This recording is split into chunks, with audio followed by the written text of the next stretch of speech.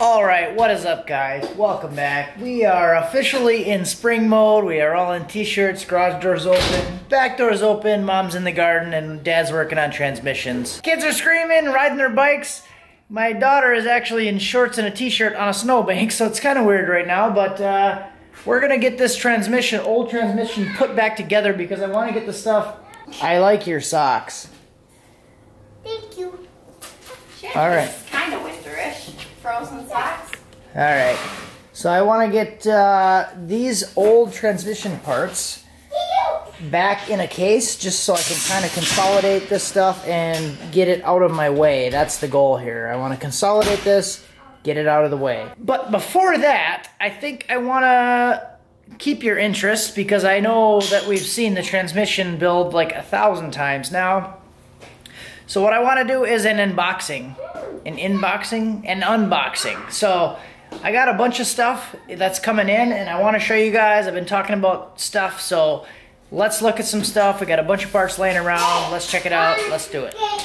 Alright guys, so it's a little bit later in the day. We got the unboxing stuff ready to go now, so wanted to say something kind of odd just happened. So it actually happened earlier in the day. Somebody that I went to school with, actually, what I went to high school with, we were pretty good friends back in the day, and he just contacted me out of the blue today while I was on break at work, and I'm reading this message, and he's like, hey, I have a truck, I want to sell it, and I'm interested in knowing if you want to buy it. So I didn't really think much of it at first, but then I kind of read the message a little bit more and thought about it, and after I got out of work, I contacted him. We got to talking about it, and apparently I'm going to buy a truck in about 5 minutes. So this is interesting. Running and driving vehicle has some transmission issues. He's actually driving it over here right now, and he's going to sell it to me for 300 bucks. So it's a 2002 Explorer. It actually looks like it's pretty decent. It's kind of buffed up a little bit and not perfect, of course, but he's selling it to me for 300 bucks. So he lives close enough to me. Like I said, we went to school together, so he lives close. I said I would do it tomorrow, and I'm like, oh, unless you're gonna deliver, I'll give you a little bit of extra, whatever. And then he said he's gonna drive it over, and he's gonna put his bike on the rack, and he's gonna ride his bike back home. That's how close he lives. So he's on his way over right now. I'm gonna buy it from him for 300 bucks, and let's check this thing out. It might be interesting.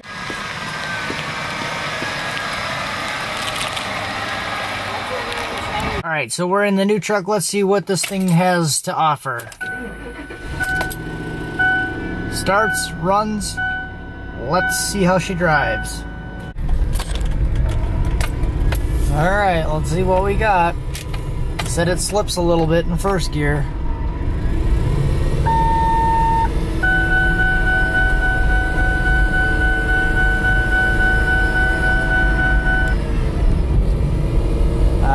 Yeah, there we go. Okay, all right, I see what's going on. All right, so it looks like it slips a little bit in first gear, and then he said it slips and jumps right to third gear, which it seems like it's pretty accurate. So it revs pretty high, and then it catches third pretty strong. But other than that, like, I mean, I'm driving it. I'm driving a $300 truck. Let's give her some snot.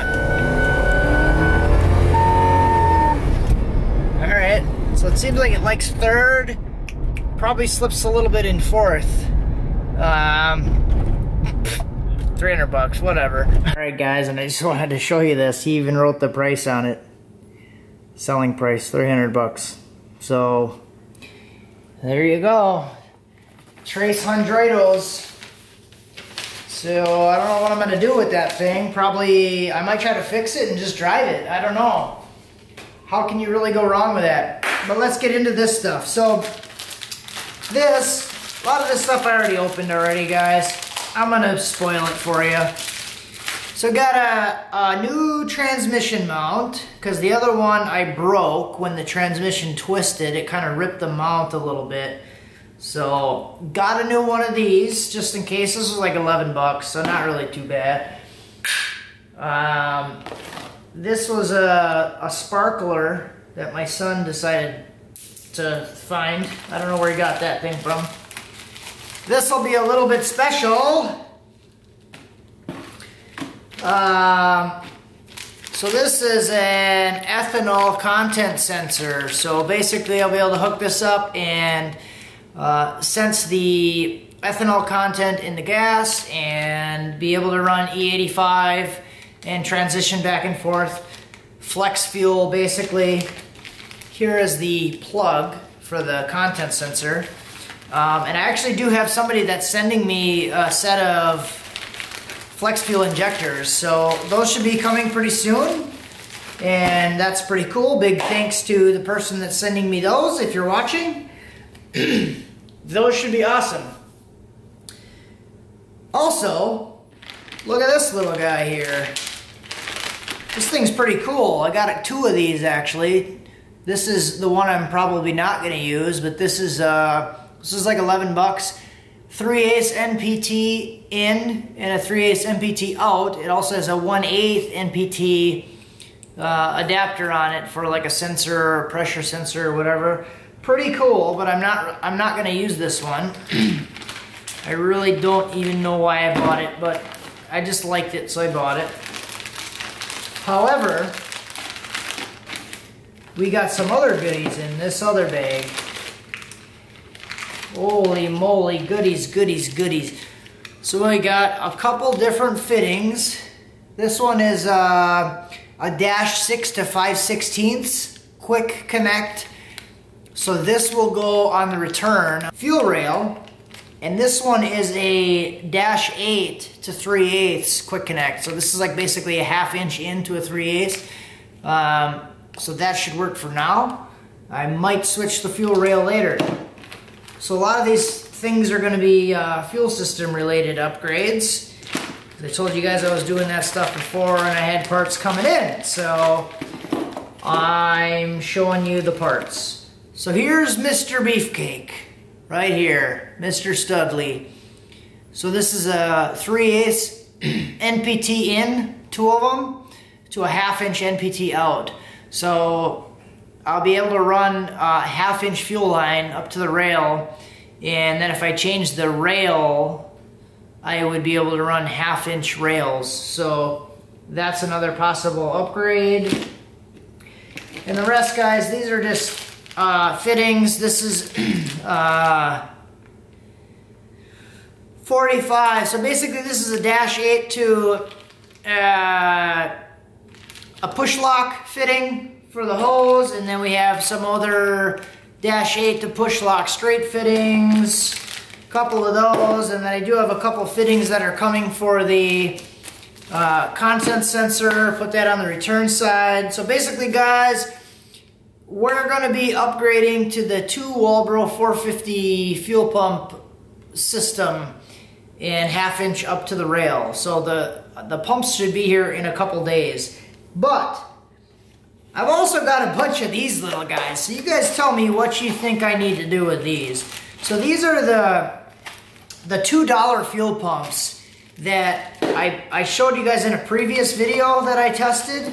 And these are like identical to the regular factory fuel pumps, and these things were $2 a piece. I got these for literally $1.99. So these were all $1.99 each, and there's another one in here that I got for $1.99.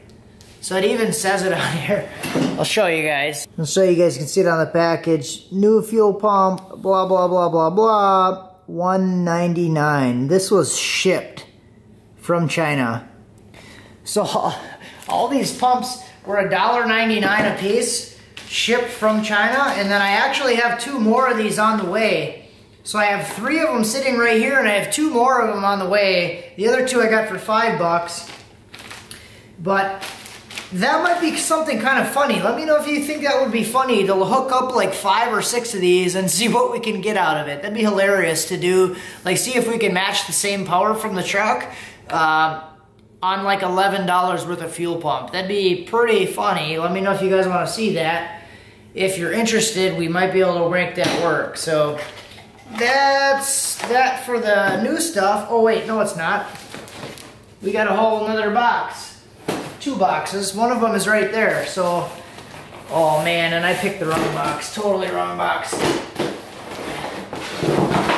One of them's already open. So we're gonna pretend that we know what we're doing right now. Schwink! So 1 box and 2 box. This was 1 box. So I got 2 of these drive shaft safety loops. And these have like bolt spots on them, but I'll probably just weld these onto the frame or something like that, make it work. These were $16 a piece. I thought that was like a really, really good deal to get 2 of these for 30 bucks. So if that's what it's gonna take to not pole vault the new steel shaft when I break it, I'm all game. That sounds pretty good to me. All right guys, so we're gonna try to get this thing in there. I really just kind of want to get this stuff out of the way so I can get it off my table. So I think I'm just gonna put all the bad parts back in the bad transmission and we'll call it good. So let's see what's going on. See if I can remember how to do this. It's only been like 70 times in the last couple weeks, but yikes.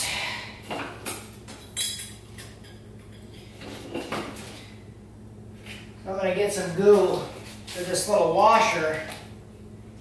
This little thrust washer, it always gets a little sticky on the backside. So I'm gonna grab a little goo just to stick it on the back.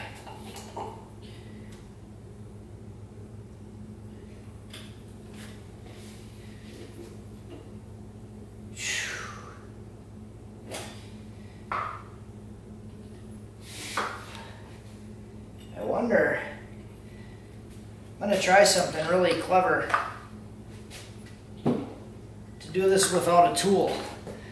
See if I can do this. I gotta put the reverse band in.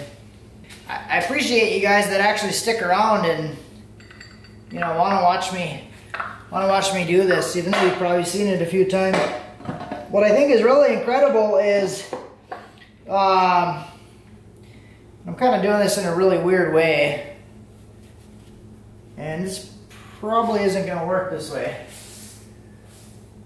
But when I was doing this last time, one of the videos, somebody in the comments actually caught it that I didn't put this sun shaft in the right way, or the one when I went back to actually go check it and I wanted to line up that hole. Somebody actually caught that in the comments, that they didn't see me check for that to make sure it was good. And I thought that was just amazing that somebody caught that in the comments. I just thought that was the greatest thing.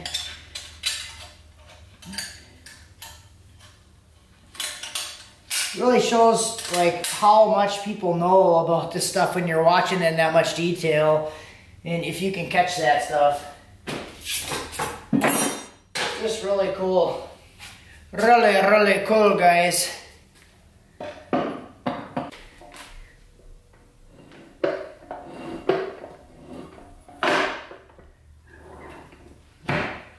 There we go. Now it went all the way down. So we're gonna do that. And we're gonna do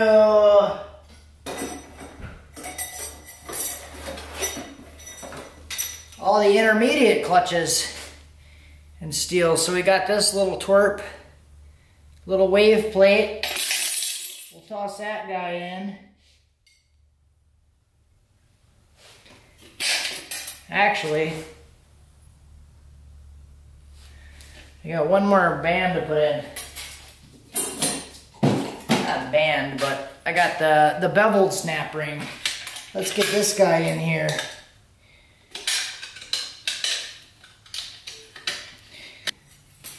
So I'm gonna do the wave plate, and then we'll do steel clutch, steel clutch, steel clutch, steel clutch, and then the top really thick ring, and we'll chuck these in there.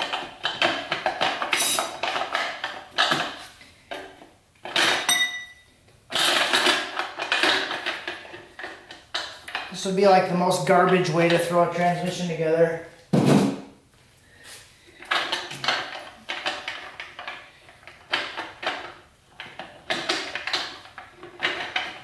Share this if you really want to hurt somebody's feelings. Because you know somebody out there somewhere would get really mad about how terribly I'm throwing together a bad transmission, you know what I'm saying? Intermediate snap ring, but I kind of almost want to do this in a way just to keep myself up to date and refreshed on these, because I'm kind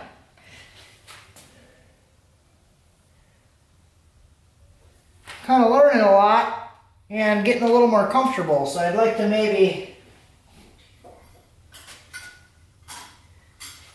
someday actually get good at these things and confident enough, direct drum, after the intermediate clutches, that I could actually, I don't know, maybe rebuild these things or resell them or something, you know.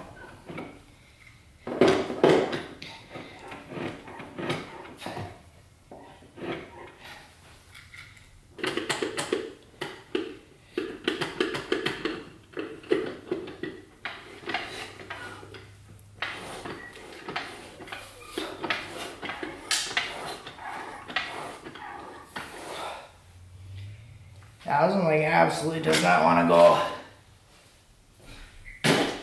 I'm thinking honestly, because all these clutches are destroyed. This is the direct drum when it was all burnt up from the bad transmission. And this thing is like honestly completely a disaster.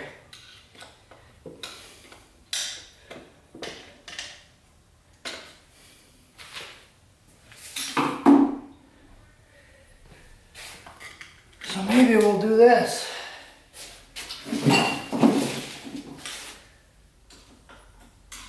I'm gonna pull all the clutches out. Let's do that.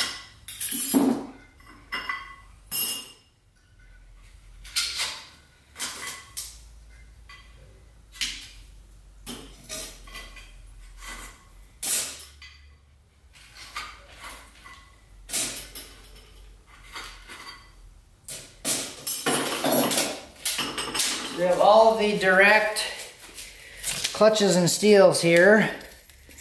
Look at how bad these are. I mean, these things are completely bare metal. So I'm going to take all of the clutches out. Slingy, slingy, dingy, dingy. Let's get rid of all these clutches. This one has a little bit of material left on. Look at this side. Hey, there has some. It's all pitted and chunking and falling off, but look at that side, completely metal. Chunk of junk.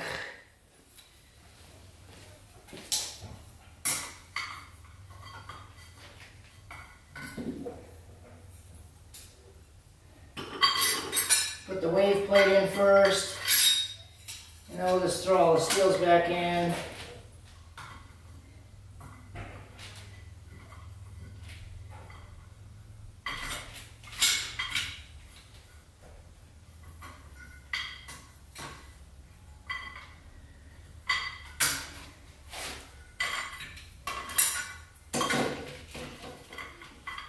Do them one at a time. So all these clutches are really junk. I don't even know why the steels, they're all really junk, so I don't even know why I'm putting them in there. Maybe a good reminder of how many go in. I don't know, or I just feel like it. I just feel like it maybe. Oh wow, that was solid, sweet. Went right in first try. No, these should go in much easier. This should drop all the way straight down.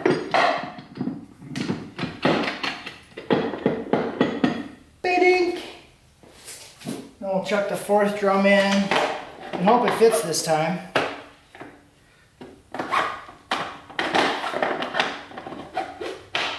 Alright, so that goes in. We'll take this overrun assembly. This overrun assembly is actually completely seized. They show that in the previous video. This sprag and stuff inside here, this is completely junk. So I don't even know if I'll be able to get this.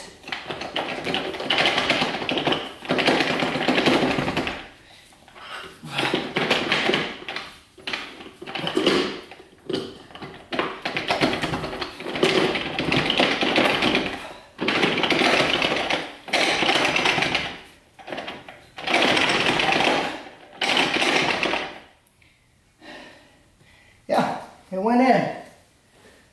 We got another thrust washer. Toss it on the spout like they're at the carnival. The spout? What's a spout? And we'll throw a pump on.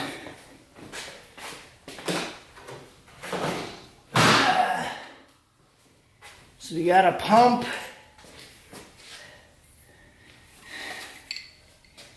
Where are we at? What's this guy on? Should be good, and then we can do the bottom.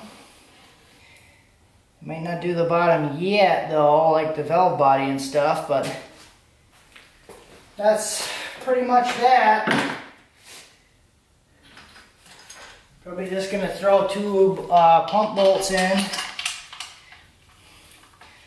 So what was that? 20 minutes, 27 minutes? Kind of longer than I was expecting, but I had to fight a lot with that. A couple of them to get in there, because I think what was happening,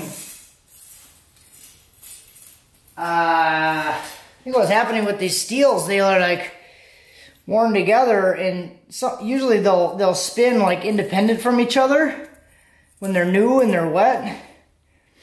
So you can actually line the stuff up inside there, but these are just all spinning together, so it wouldn't drop down. I think that's what was happening. So now I'm pretty much almost ready with this thing. I'm gonna throw this thing back together and probably get this out of the way, get on the shelf. I really just wanted to get the stuff off this table because I'm working on cleaning the garage up. You know, spring cleaning. That means do all kinds of funky stuff. So that's about it, guys. Hopefully this one wasn't too long for you and boring, but a lot of you guys like to watch the transmission build stuff, and hopefully it'll give you a little bit of confidence maybe to try to do it yourself. I'm not an expert by any means. I'm kind of at a point where I have no idea what I'm doing, but I'm not afraid to try it. So that's where I'm at. Let's check out this garage. Alright, so I bought one of these new big old shelves the other day, and I got all of the old engine parts up here that were sitting on the floor before, so those are nice and up out of the way. That's pretty cool. I have a shelf here, and then this stand will actually fit underneath it, and my welder and crap goes underneath there. Other thing is, I have this little TV cart. This thing is like a TV cart you would normally see in like a school, you know, if you're my age and they still had TVs like this in school. So yeah, just took all my scrap metal, basically put it on the bottom. I took the lawnmower engine that I had off of here that was bolted on there and stuffed it in that corner. So that's where that thing is.